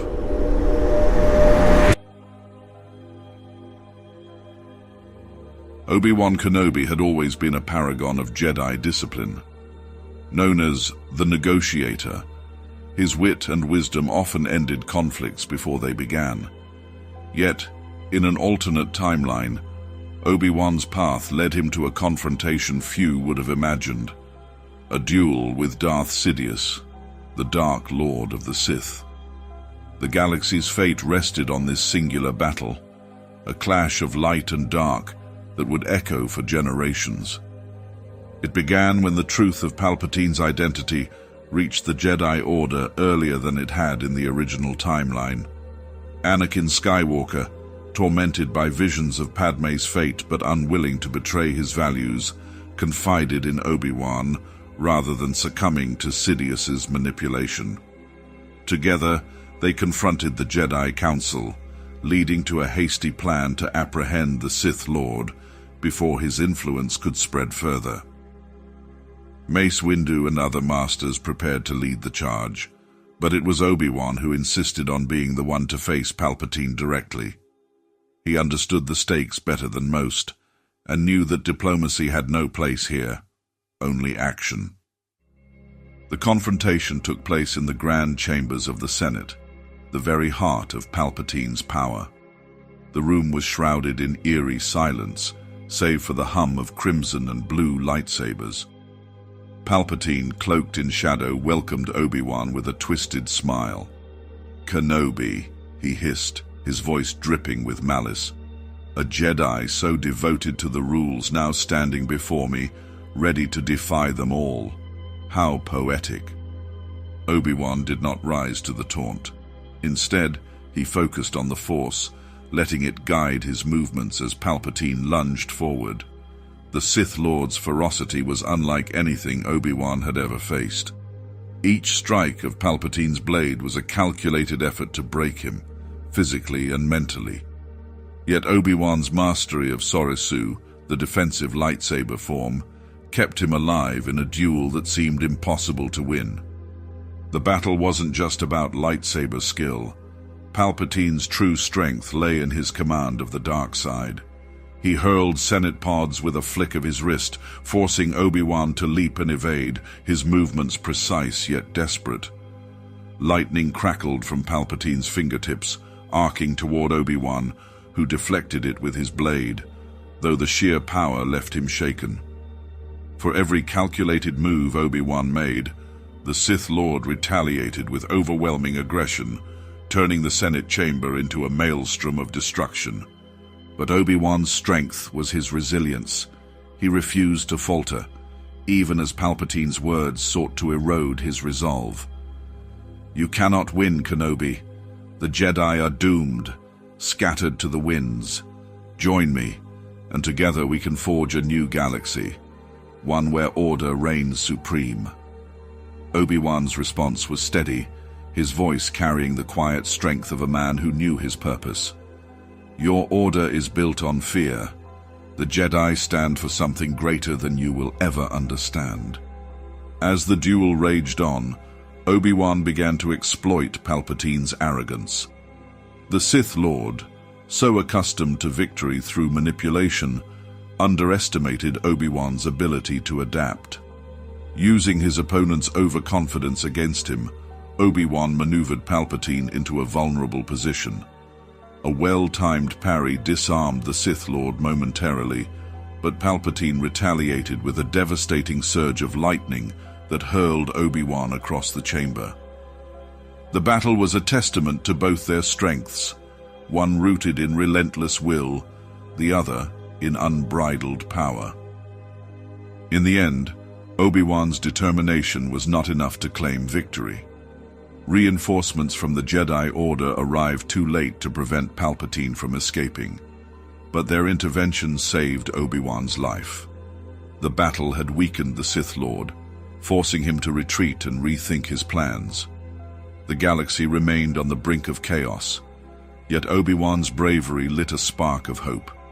His duel with Palpatine was not the final confrontation, but it became a rallying cry for those who sought to resist the encroaching darkness. This alternate timeline underscores Obi-Wan's unwavering commitment to the Jedi ideals. While he did not defeat Sidious outright, his willingness to stand against overwhelming evil inspired the galaxy. The echoes of his courage reverberated through the Rebel Alliance and the remnants of the Jedi Order, proving that even in the darkest moments, one individual's light could make all the difference. The dim glow of the Emperor's throne room cast long shadows over Luke Skywalker as he reached out to his father, his voice trembling with desperation. "There's still good in you," he pleaded, his belief unwavering even as Darth Vader's mask betrayed no sign of emotion. But in this timeline, the faint light within Vader never breaks through. The Sith Lord stands unmoved, wielding his crimson blade as Luke collapses under the weight of the Emperor's Force lightning. When Luke's lifeless form slumps to the ground, the shift in the galaxy's fate is immediate. The rebellion, weakened by the loss of its greatest hero, falters. Without Luke's redemption of Vader, the spark of hope is snuffed out. Instead of helping to overthrow the Empire, Darth Vader solidifies his position as Palpatine's most loyal enforcer, ensuring the Sith's dominance remains absolute. Under Vader's dominion, the galaxy becomes a dark, oppressive landscape. His authority, tempered by his tactical brilliance, brings a brutal efficiency to the Empire's reign. The Sith Lord eliminates dissension with precision, turning even the smallest uprisings into examples of imperial wrath. Planets that once harbored rebel sympathies find themselves under relentless siege. Entire systems are subjected to military occupation, their economies drained to fuel the imperial war machine. Yet while Vader outwardly remains loyal to the Emperor, a quiet storm brews beneath the surface. Palpatine, ever the schemer, recognizes the danger of his apprentice's power unchecked. The dynamic between master and apprentice shifts dramatically as Palpatine begins to plant seeds of distrust. He encourages the rise of younger, ambitious officers, subtly pitting them against Vader. But the Sith Lord, well versed in the art of betrayal, counters with calculated precision. Palpatine's efforts to curb Vader's influence inadvertently strengthen his resolve, making him a more formidable presence in the Empire. Meanwhile, Leia Organa emerges as the sole beacon of resistance. Devastated by the loss of her brother, she channels her grief into rebuilding the rebellion. Leia's leadership becomes a symbol of defiance, her efforts to rally the galaxy against Vader and Palpatine creating small but persistent pockets of resistance. Though her resources are limited, her unwavering determination ensures that the fight for freedom never fully dies. Vader's rule is marked by an insidious blend of fear and order. He introduces a new era of technological advancements, including enhanced surveillance networks and an expanded fleet of star destroyers. His obsession with control drives him to further develop the Empire's war capabilities, ensuring that no corner of the galaxy remains untouched by his influence. The Death Star is no longer the pinnacle of Imperial power, but merely one tool among many in Vader's arsenal.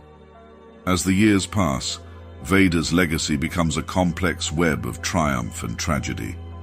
His iron grip on the galaxy ensures stability, but at the cost of freedom and hope. Planets once vibrant with culture and independence are reduced to sterile, obedient outposts. The Force itself seems muted under the weight of Vader's tyranny, as the Jedi's teachings fade into obscurity. Yet, whispers of rebellion persist, carried by those who refuse to accept the Sith's domination. Vader's relationship with the Force evolves in unexpected ways. Without the redemptive arc tied to his son, the Sith Lord delves deeper into the dark side. His connection to the Force grows more formidable, his powers surpassing even Palpatine's expectations. But with this immense power comes an increasing isolation. Haunted by visions of Padmé, Luke, and what might have been, Vader's inner turmoil manifests in bursts of unrestrained fury. His ruthlessness becomes legendary, but so too does his growing detachment from the Empire he serves. The galaxy under Vader's dominion is a chilling portrait of absolute power unchecked. Yet despite his unyielding control, the seeds of rebellion remain. Leia's undying resistance and the scattered remnants of the Jedi's teachings ensure that the fight for freedom continues, no matter how dire the circumstances. Vader's refusal to turn marks not the end of the conflict, but the beginning of an era defined by relentless struggle. A reminder that even in the darkest times, the spark of hope can never truly be extinguished. When the Empire rose from the ashes of the Republic, the Jedi Order was shattered. Survivors of Order 66 scattered across the galaxy, hunted by the Sith's relentless purge. But in this alternate reality, instead of retreating into isolated exile, the Jedi reformed in the shadows. Together they became an unseen force, guiding a fragmented rebellion while evading the Empire's grasp. In this secret existence, the Jedi adapted to a life of subterfuge. They abandoned their grand temples and ancient traditions, replacing them with hidden enclaves on remote, uncharted worlds. These sanctuaries, accessible only through encrypted hyperspace routes, became the nerve centers of a quiet resistance. Masters and Padawans trained in silence, their lightsabers rarely ignited, their connection to the Force deliberately masked to avoid detection.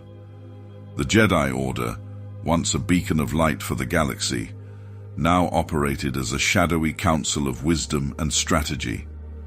One of the most significant figures in this underground movement was Shakti.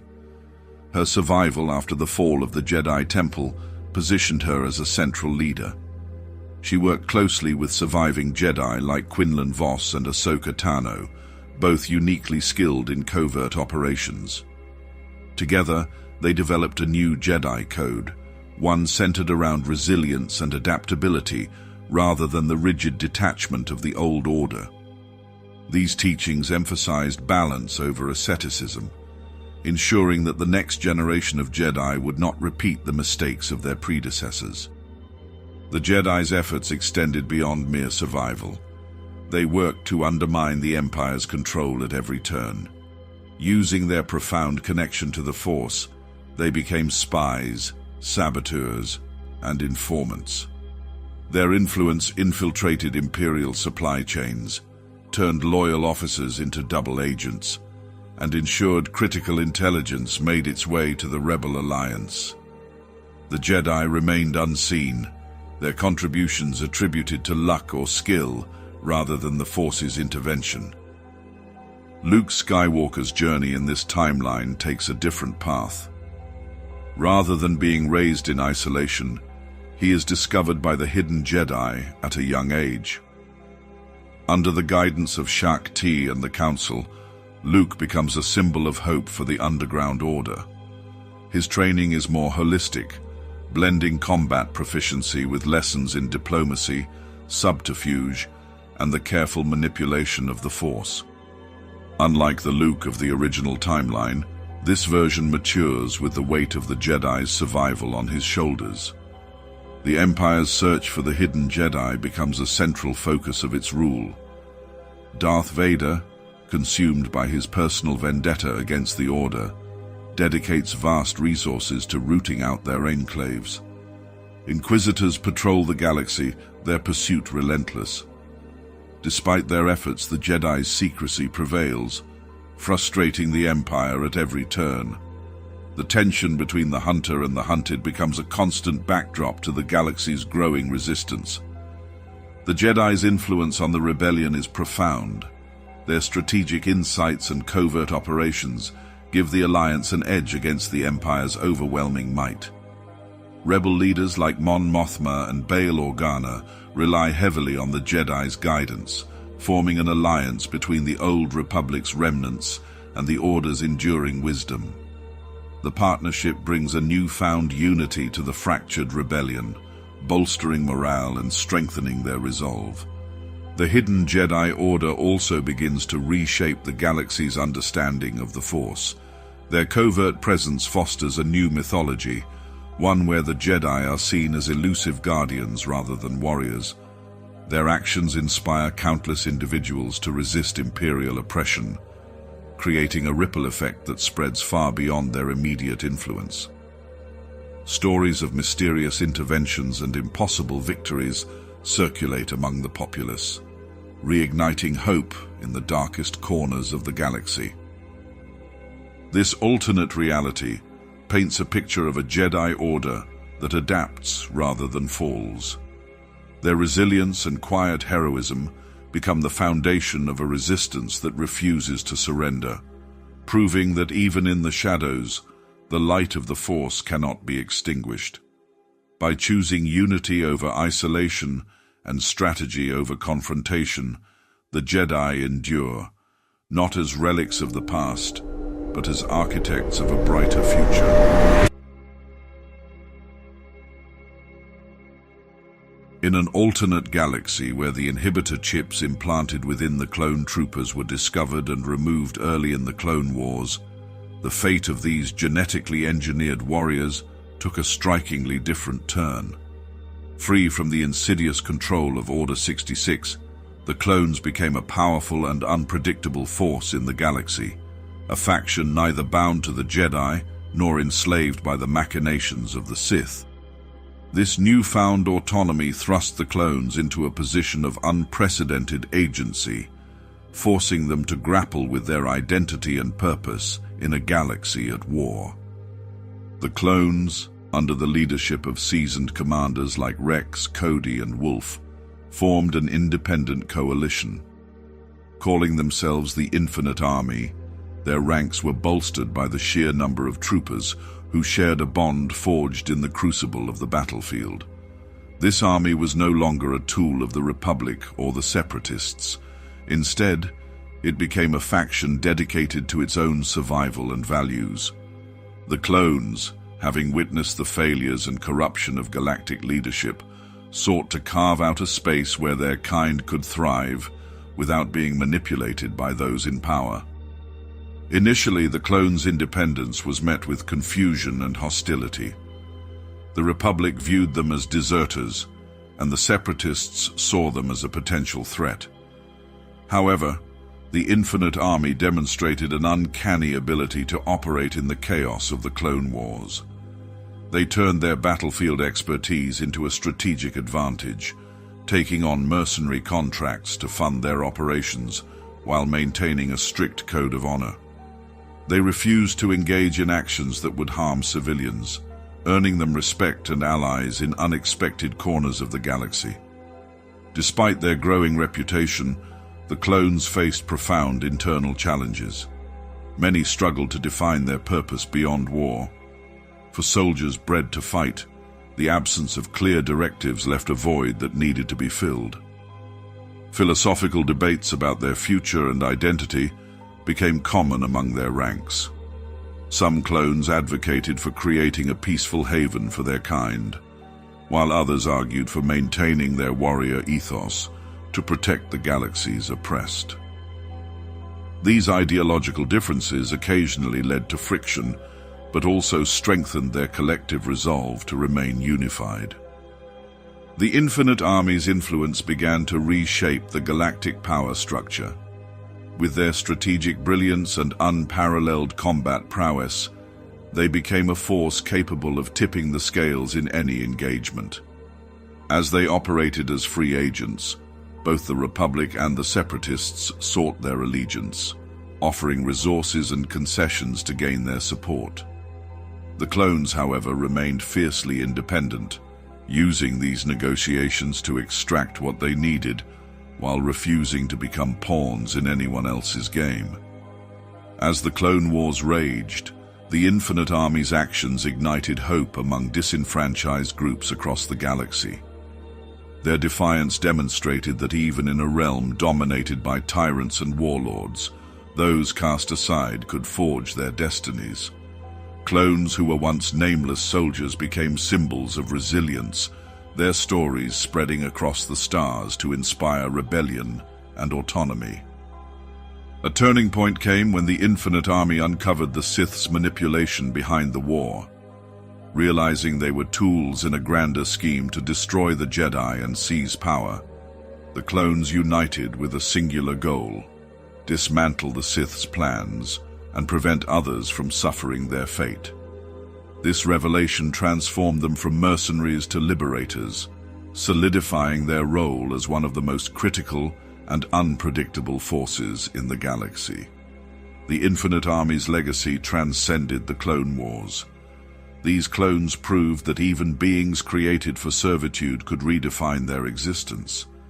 Their evolution from pawns to players in the galactic struggle inspired hope far and wide. Amid chaos, they stood as a testament to the power of choice, proving that even in darkness, there were those willing to fight for the light on their own terms. In a galaxy shaped by subtle changes, Luke Skywalker finds Rey on Jakku as a frightened child. Instead of growing up in isolation, Rey becomes Luke's apprentice, her innate Force sensitivity recognized and nurtured under his mentorship. Haunted by Ben Solo's fall, Luke sees Rey as a second chance. He trains her with caution, emphasizing balance and control. Rey, inquisitive and disciplined, thrives under his guidance, becoming Luke's first true apprentice in rebuilding the Jedi Order.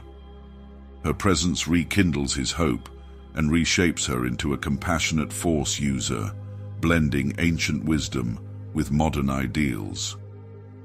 Rey's training reshapes the Resistance as the First Order rises.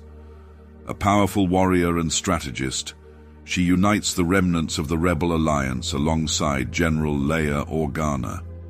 Rey becomes a symbol of hope, her leadership galvanizing the Resistance into a cohesive and determined force.